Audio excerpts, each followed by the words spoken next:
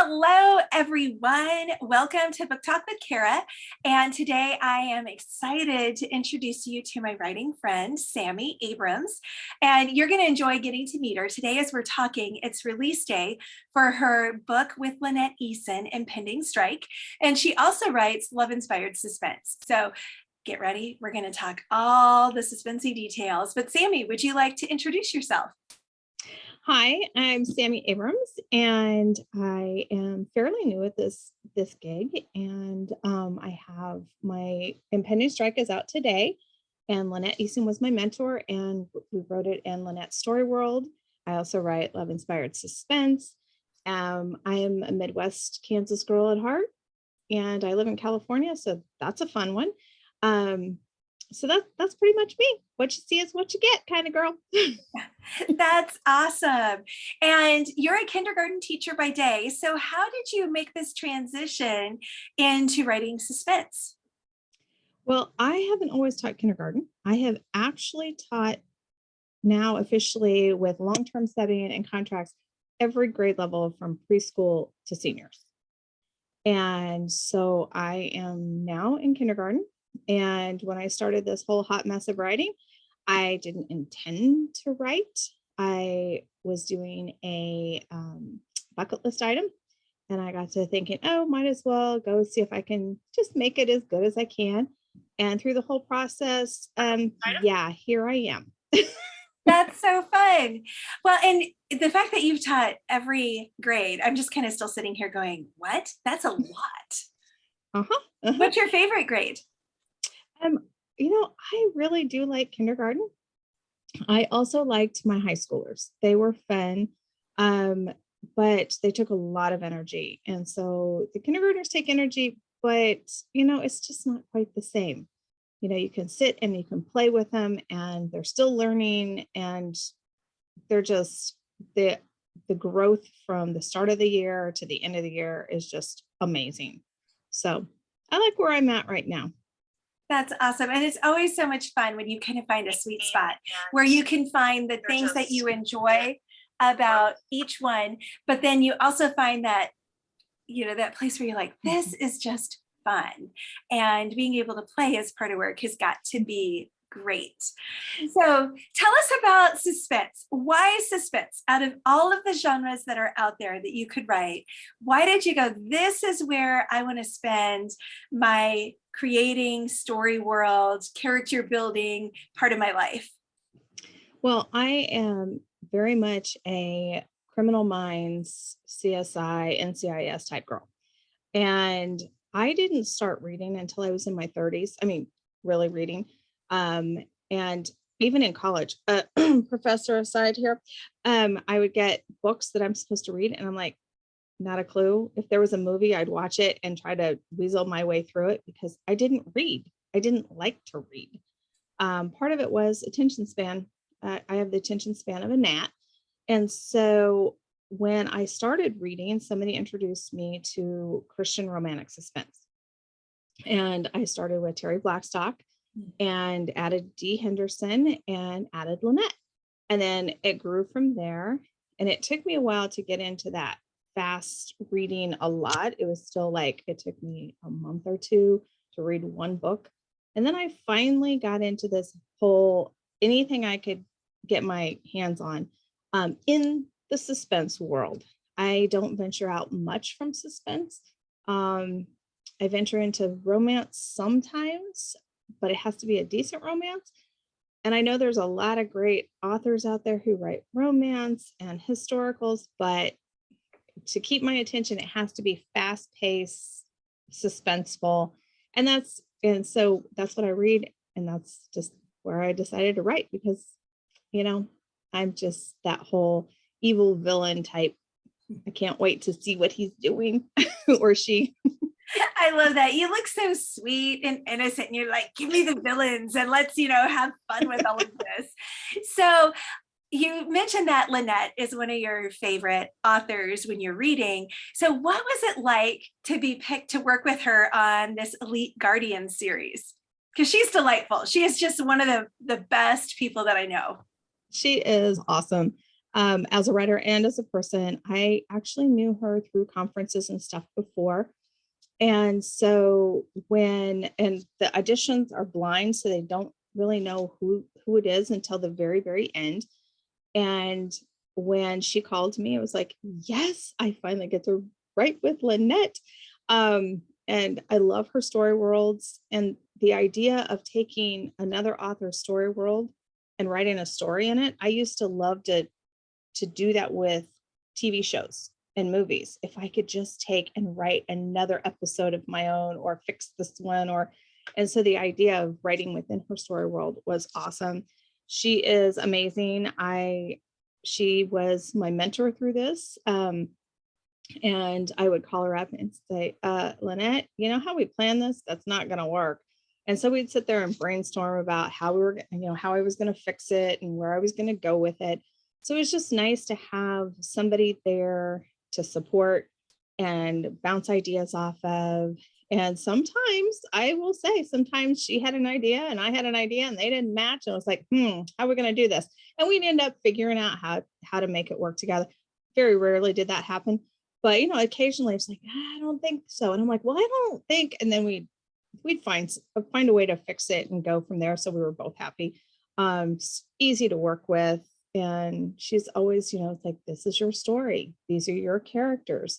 What do you think? So it was a lot of fun doing it with her. Awesome. And Layla's saying congrats on release day. And there's something magical about release days. So tell us about Impending Strike. It's set in the Elite Guardians world, which that's one of my favorites. Okay, let's be honest. Any book Lynette's writing right now is my favorite. But it's such a fun group of characters. And so which one of the kind of supporting characters are you pulling to the front to have their own book? I have two. So my hero and heroine are both secondary characters from her original series. I have Lizzie and Charlie, and they show up definitely in the first book of Lynette's Elite Guardians, Always Watching, I believe. And throughout the other four, you'll see bits and pieces of them. And when I found out that they wanted me to do Lizzie and Charlie story, it's like, oh yeah, this is going to be fun, because he's very much this funny guy. And I had to picture her. She's a single mom. That one threw me for a loop. I will say, Lynette, you drove me crazy with that one. So in the very first book, she mentioned Lizzie's a single mom. So when I'm going through this and I'm like, okay, we can do this, and I go back and read Always Watching, I'm like, oh, she's got a kid. Oh no, what am I going to do?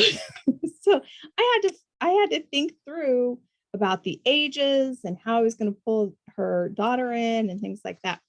So it was a little challenging on that piece. But other than that, she set them up. She was giving them a little bit of personality and gave them little quirky things. But other than that, it was kind of all on my own to figure out who they were going to be and why they were who they were. That's so much fun. And sometimes it's kind of nice where you have the beginnings of the world. So you already know some of the other characters that are going to be around them, but you still had to come up with the suspense and the mystery. So where did that come from? Where do you get those ideas? Well, for Lizzie and Charlie, my thought was, it's like two bodyguards. How am I going to incorporate some sort of, she's got to be the one guarding him. What's going to happen to make her guard him? And so that's when I came up with the fact that he's injured. He can't remember the last 4 years of his life, and she has to help him through that. But the suspense pieces, I sit down and I just sit there and think, how many different ways can I torture my hero and heroine? And so I start ticking off, okay, I can do this, I can do that, car chase, bomb, they get shot at, whatever it is, I start doing that. And then the villain comes in. I'm like, okay, what is going to be that suspense piece? What's going to draw it all the way through? So I kind of go at it backwards. I like to figure out the torture part, how am I going to try to kill him off? And then why is the villain doing it? A little fun fact, which people are finding out really quick. I don't know who the villain is until I write the last chapter. Oh So my gosh. I have no idea until the villain steps up and says, "It's me." And I was like, oh boy, okay, did I add enough in? Did I, put these things? So as I'm writing, I have like a list of people I think might be the villain. And so I'll add them in little by little and give them like little reasons and stuff. But it's not until the very end that I know who actually did it. Oh my gosh, I've had that happen in one book. And I'll never forget with Stars in the Night being like 30 pages from the end and calling Robin Miller, who writes as Robin Carroll, from Panera and going, I don't know who did it. I don't know. And, we talked through it. I'm like, oh, I guess I did know who did it. But then that's kind of weird when you're going back and you're like, did I leave enough breadcrumbs? Does it all make sense? And so that's crazy. But I only did that one time because then I'm like, okay, I kind of sort of need to have an idea of who the villain is and why. Now, when you're writing your love-inspired suspense, do you use the same type of process, or in those, do you know who the villain is? I use a slightly different process because I go with the hooks. What type of thing am I going for? But as far as the villain goes, same thing. I never know who the villain is. Sometimes I think, okay, this person's going to be the villain, and they get to the end and they're like, no, I'm not. It's that person over there. So I have to change everything and figure that out. And that was with Impending Strike. I thought I knew who the villain was going to be, and I got about a third of the way through writing it. I'm like, we got to fix this. This isn't working. And so I ended up changing a few things around, and still I wasn't positive who the villain was until the end. Oh my goodness, that's so crazy.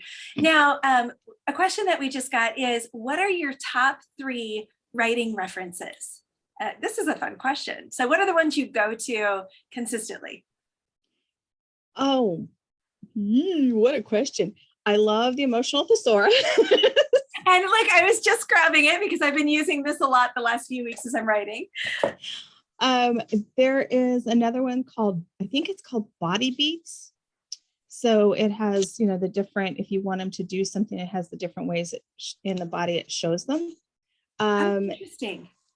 And then, I honestly, I'm trying to think of what they are. It's kind of a fun question because I've got a shelf over there where I'll walk into a writing conference and I'll be like, here's my list of go-tos. But just off the top of my head, I'd be like, well, there's the master characters. I think it's 42 master characters. Anything by James Scott Bell, like The Sagging Middle. And then Susie's The Story Equation. I always use that. And then I would go, well, my Enneagram book, that would be the other one I always go to.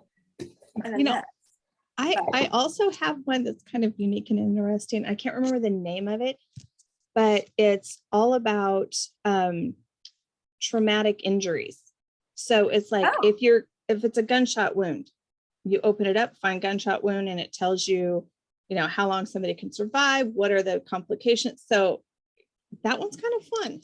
I wish I could remember the name of it. I think I'm going to need to get that from you as I keep writing suspense. So another question we got that I think is so fun from Barbara is, as we were talking about, you don't know who your villain is until really the last chapter. Are you ever sad or disappointed when you find out who the villain really is? And this makes me think of Thin Man movies where, Nick is going through and at the end gets the person to say, it's me. So when that moment happens, are you ever sad or disappointed, or you go, oh, yep, this is exactly the way it should be? I was trying to think of the ones I've written so far. There was one that I was a little shocked. I don't know if I was sad about it, but I was shocked. I was like, really? It's you? Okay, if you say so. But I think it worked. It's the Elite Guardian novella. So I was a little surprised at who it was. But we'll see, because Lynette's gonna go through that one with me and make sure it hits all the marks. So we'll see if she likes it.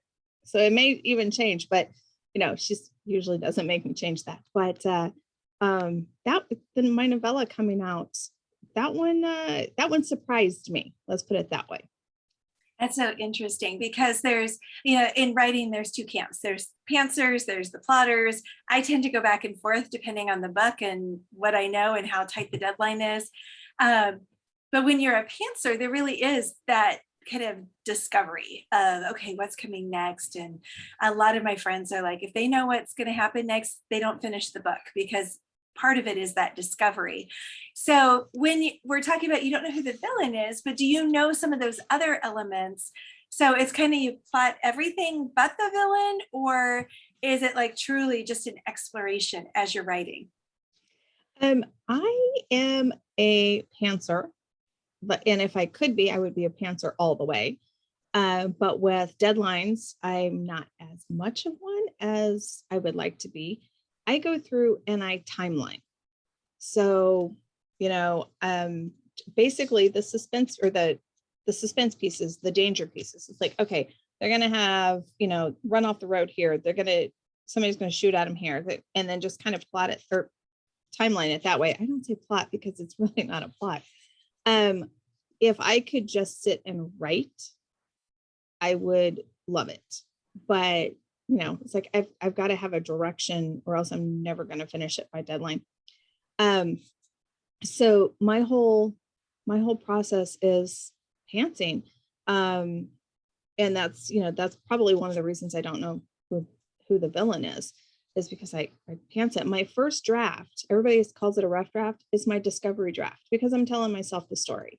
I'm discovering the story on that one. So I write my discovery draft. It's usually short. A lot of people write long, more words than they are allowed. I'm usually short, like for a 55,000 LIS, I usually write about 35 and then go back and add because I'm trying to figure out what's going on. So I am definitely a pantser by nature and would love to pants the whole thing without thinking it through to start with. Fun fact, when we were at our sunrise retreat, Susie and Lindsay, we were plotting out the book. And I started writing and I'm like, I can't do this. I don't know what I'm doing. I can't get from point A to point B. I don't know what's going on. I don't know how to get there. And so that took a little bit of, me sitting back going, okay, just write it. We have the layout, just write it. But it was harder to do that. And I think Lindsay laughed at me a couple of times when I messaged her. I can't do this plot thing. That's so funny. Well, and like I've got right over here for the book, the novella I just finished, like here's my timeline, the historical timeline, and then what's going to happen in the book. And then over here, more of that. Because it's a novella, so I didn't have time. I guess I could have, but I didn't feel like I had the time to sit down and do a full plot, but I had to get everything organized. And so it was still kind of that loose timeline of, and as you were talking about, I'm like, oh, that feels like scenes or like beats. I'm thinking of here's what's going to happen here and here's what's going to happen here. And I don't necessarily know all the details and how they're going to connect, but I know these things are going to happen at these points. And so I think it's fascinating and really actually wonderful to just be reminded that everybody writes differently. And you've got to figure out what works for you. And so when it was so tightly plotted and you're like, I can't do this, that's actually freeing in a way to know, okay, I don't need to plot because that just doesn't work for me. It actually shuts me down. Mm-hmm. It did, because I was like, point A to point B, there's no path. I can't get there. Now I, with the whole, my timeline, you're talking about beats and they are kind of that, but there'll be times it's like, all of a sudden my characters decided to jump to, point 5 on my timeline. And I'm like, oh, well, I guess I'm moving 3, 4, and 5, or 3 and 4 down the road here. So even my timeline is not tight. Mm-hmm. It's just, it's more ideas and it's at least a path to go. And sometimes I take the long way around. Yeah. To get there. Well, and that's why sometimes you need Post-it notes. So you Yes. can move them around and be like, okay, that's not fitting quite where I thought it would, but we'll get there and we'll incorporate it at some point. So I actually now have to take that one down and start creating the one for the next novella. So I can get back to my full-length novel. And I'm like, okay, I need to pull this down, but hang on to it for edits and then go from there to the next one. So we've got just a few more minutes. Tell us a little bit about what's your favorite part of writing? Well, I'm an extrovert, unlike most writers who are introverts. And so my favorite part is, getting on Zoom or brainstorming with everybody and just having that writer community. And the fact now that we have Zoom and video chats and things like that, it's not quite as a lonely world as what it used to be. So that's my favorite part, is brainstorming with others and just working with others. Did I see you're going to be at ACFW? Yes, I am. I'm so excited because first time orientation will be starting soon. I think I saw you and I just forgot Kate Angelo and a few others. I'm like, oh, that'll be so fun. Yep. And I will be at Storyfest. So I'm one of the authors of Storyfest. So yay, I'm excited about that too. That's going to be so much fun. So for listeners, you should join us in St. Louis the 8th, 9th, 10th for Storyfest, where there'll be a bunch of authors interacting and doing games and different types of things with readers. And then if you're a writer, you should join us at the same time for ACFW, the American Christian Fiction Writers. So that's going to be so much fun. And I can't wait because we've had 2 years where we couldn't be face to face. So to be able to do that again in the same place in St. Louis at a hotel we've been to before is just going to be like a homecoming and a really big reunion. And I am completely with you, Sami. I am such an extrovert. That's actually why Book Talk started, because I was missing my writing friends during the pandemic. And so it's like, let's hop on, Zoom and Facebook and chat, and maybe people will want to participate. So what's one thing that you would tell yourself if you were going to go back to when you were first starting to write? What's one piece of advice that you would give to brand new writer Sami? I had some wonderful people step in at the very, very beginning. I started writing 6 years ago. No, not even 6 years ago, literally. First words on page, not even 6 years ago. And within 6 months of that, I had gained some writer friends, and they gave me some awesome advice. And I would go back and just say, you need to sit and listen to all of their advice, because they were like, just telling me, when you start doing it, find people you trust to, help you, get in a critique group, but yet listen to your gut, find your own voice, reach out, go to conferences, read some of the craft books, which funny to somebody who doesn't read a lot, other than suspense. It's like, read a craft book. Okay. Yeah. Okay. Let's go there. So, it's like, they just walked me through it.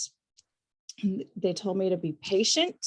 Don't try to rush publication, work on your craft. Find when you have an agent, or when you are looking for an agent, if you go that route, be patient. Don't jump at the first. Now, luckily, my first was my dream agent, so that was good. I love being a Tamilite with Tamila Hancock Murray. So, so that was very pleasant. I didn't have to turn something down because we just didn't fit. So it was really all of that. Just find some good writer friends to help you through it and walk you through it. Absolutely. And Tamila is amazing. So I can understand why you'd be like, this is great. I found the right place and the right person right from the beginning. So thank you so much for joining me today. And I know you've got another live event later today with Lynette, because today is the day that Impending Strike released. And I've got it on my Kindle. Cannot wait to dig in, because I have loved the books in the series so far. But thank you so much for joining us, and congratulations on the release of your book. Thank you so much for having me.